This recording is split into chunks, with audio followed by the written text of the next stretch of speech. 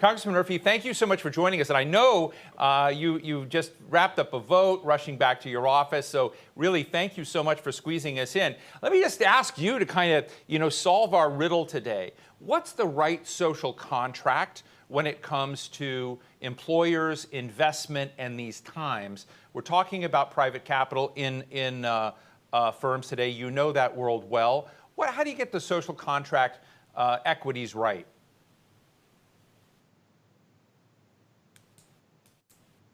The Congresswoman is on mute, I think. Sorry about that. No worries. Thank you so much for having me with you today and for hosting such an important conversation as we look at not just getting through this public health crisis and the ensuing economic crisis, but also as we look outwards towards recovery as a nation. You mentioned in your introduction of me that I had worked in the private sector, and so I really appreciate the different roles that private capital and public funds have in our economy. And even before this crisis, I was a bit concerned about the rising conversation on the Hill and in our public debate about socialism.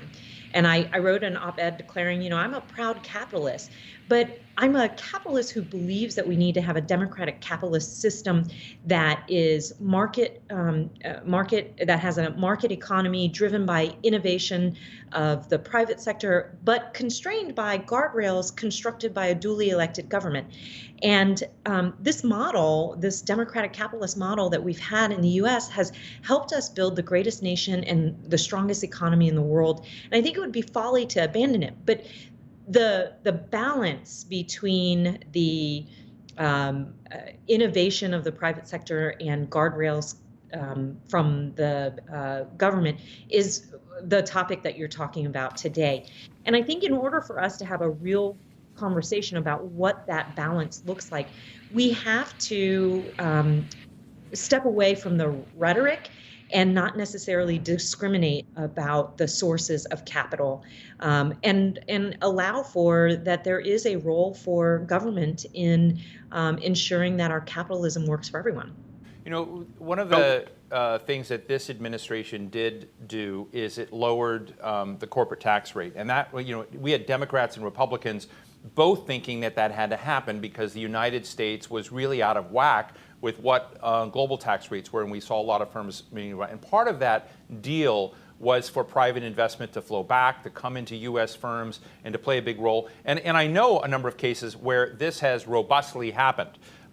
Is it your sense that this equation is going the right direction right now?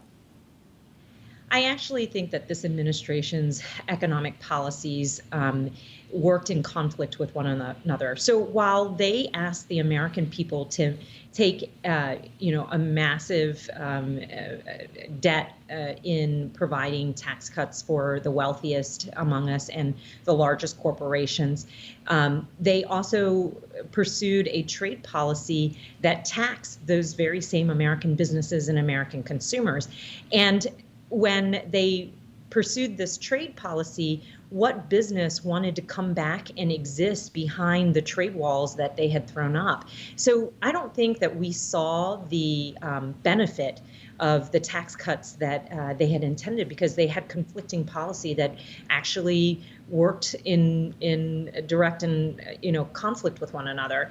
The other thing I will say too is that with the tax cut that was had, we can debate what level that tax cut should have been and at what rate they should have set it at. But what is not debatable is the giant hole they put into our debt, driving up debt and deficits, leaving us on a less stable financial footing when we encountered this pandemic and the ensuing economic crisis.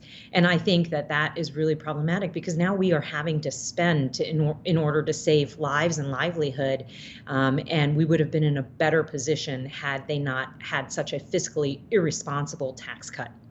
One of the criticisms of the private capital world, if I may, is that it trades in debt, that it acquires firms, it brings in things, and so the debt dimension creates other pressures on employees. It creates other pressures on whether things stay open or not. In my world, to be quite candid, I look at that as part of the way business works. But I know that that's part of it. When you look at the impact of COVID on this economy, nearly every large company that I know has had to build debt in order to keep cash flowing. So is anything in my equation not right in there? That in that world of debt and needing infusions of capital right now, that the private capital is one of those key sources. The government has provided some of that, like to the airlines, and they've been negotiating about what levels of debt United and Delta and American and others build up. But I'm just sort of, it's one of the criticisms that I don't quite understand, because if they don't have that debt flow, they're going to be bankrupt, right? So that is, particularly in this economic moment, where, as Rachel Maddow would say, tell me where I'm wrong, talk me down. Yeah, so I think, having worked in the business world, I understand that there is a role for debt and leverage, and that there are a lot of different sources of capital. So I don't necessarily have that reflexive approach towards debt. What I do find kind of problematic in the current situation that we have with the pandemic is that, the big lifeline that we threw businesses was through the PPP program. And that really asked small, medium-sized businesses to take on debt at a time when their revenue was dropping precipitously. A small business owner looking at the uncertainty of their revenue streams and sort of the uncertainty that this pandemic has caused about their ability to reopen and return to normal operating, conditions. Asking one of those people at that moment to take on debt seems counterintuitive to me.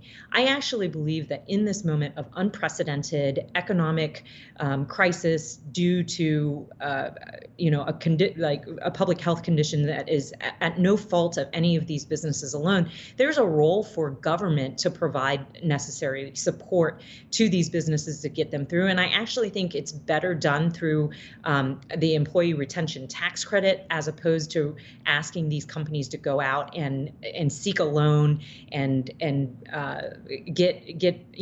have a potential debt.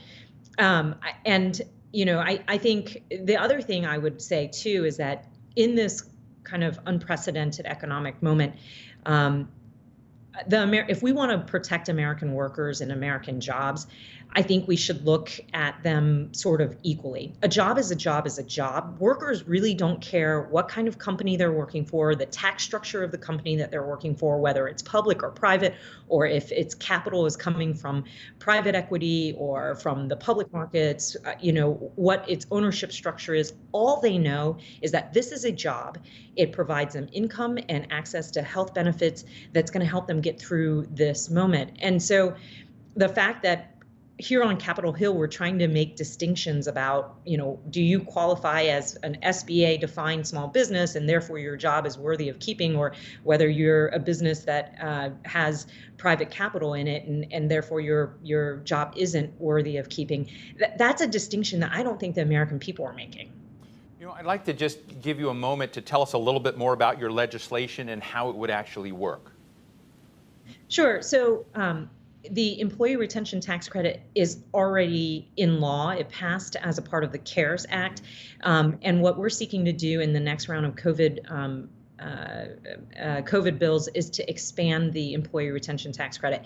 It is a refundable tax credit for businesses that have been impacted by the pandemic. And it would, currently what it does is it covers 50% of payroll costs through a refundable tax credit. So it uses all the existing infrastructure that is there between a business and Treasury and the IRS to provide this support. I think in a crisis, it's a wrong time to build a brand new program. This is a program that has been used in after previous national disasters and works. What I'm looking to do in the next COVID bill is to expand it to cover 80% of payroll and to increase the limit to $15,000 a quarter, up to $45,000 a year. That is more consistent with the average payroll in this country, and it also provides for the calibration to provide assistance to businesses that may have a longer runway back to normal. It helps to it helps to keep workers tethered to their jobs and their healthcare benefits, which is critically important in the midst of a pandemic. Let me just, ask you finally, and this is going to be sort of a big meta question. I've really enjoyed talking to you. It's nice to talk to somebody who's actually run a business before and been in that world. But, when I worked in the Senate in the 1990s and I did economic policy, and we were looking at companies and why they weren't putting more into health packages for people and why pensions weren't portable, and we were asking people to live in a turbocharged economy, but we weren't giving them the benefits to do that. There was a big divide between publicly held firms and privately held firms.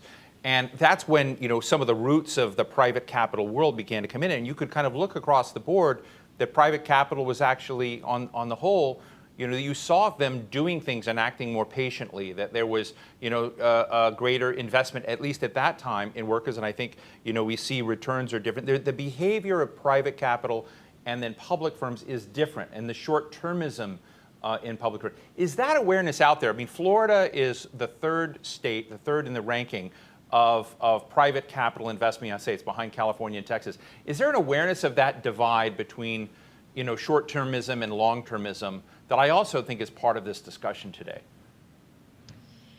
One of the reasons why I think it's so important to have members of Congress who have diverse backgrounds is that it takes having worked in the industries and to understand that. For Florida, we have $6 billion in private equity investment. We have over 12,000, almost 13,000 private equity-backed companies. They are creating jobs. They are contributing to the economy. And they do have a different approach to benefits. I think we're going to come out of this COVID experience understanding that we all have a role in ensuring that people have access to health care, and that benefits and things like that shouldn't be a luxury, that they are part of keeping a healthy society and a healthy economy. And I'm hopeful that we come out of this moment where we are exposing sort of the weaknesses in our system with a renewed commitment to corporate patriotism and to doing the right thing for our workers and our economy, because that contributes to a healthier consumer base, and it allows everybody to benefit from this.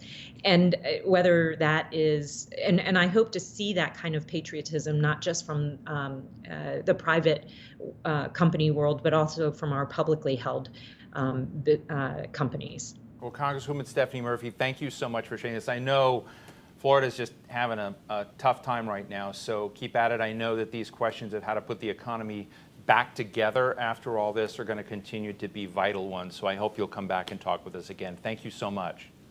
I'd love to do that. Thanks so much. Have a great day. Thank you.